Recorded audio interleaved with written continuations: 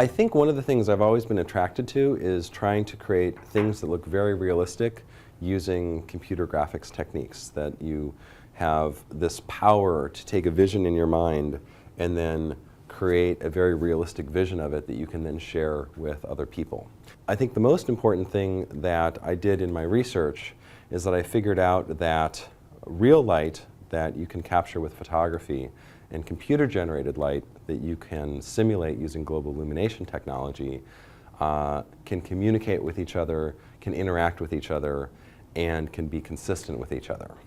I've been very happy this year to see one of the technologies that we showed at the SIGGRAPH conference some time ago make a big difference in a feature film, which is the movie Gravity with Sandra Bullock and George Clooney.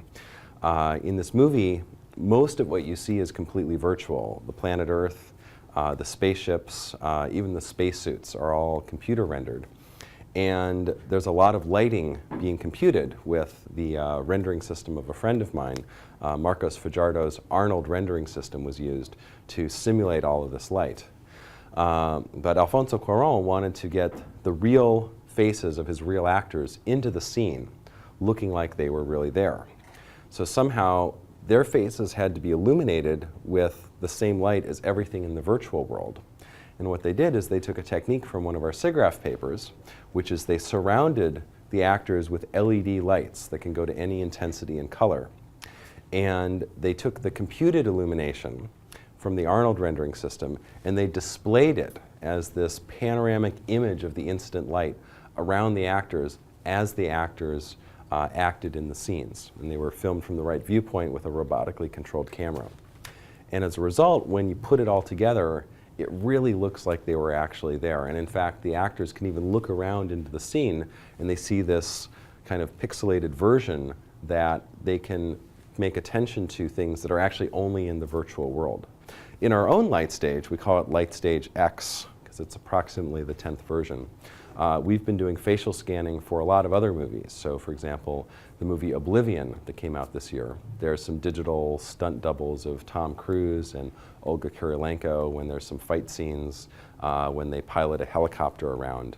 So an exciting research project that we've done recently is a partnership with the video game company Activision to try to create the world's first photorealistic digital actor that is interactive and runs in real time. And this project is called the Digital Ira Project. We had a friend of ours down the hall, who's another researcher named Ari Shapiro. We brought him into the light stage. We scanned him in very high resolution, down to 1/10 of a millimeter accuracy across his face in 30 different facial expressions. And these were then corresponded to each other. We shot video of him to drive the animation, and we gave all of this data over to Activision and their research and development group, who then figured out a way to render it in real time, extremely realistically. It looks pretty clear to us now that these next generation gaming consoles, the Xbox One and the PlayStation 4, will be capable of having digital faces on them that are pretty much indistinguishable from real people. And we'll finally see the convergence between film and video games so that the look is as similar as you want them to be. It's just the difference is the nature of the storytelling and the interactivity.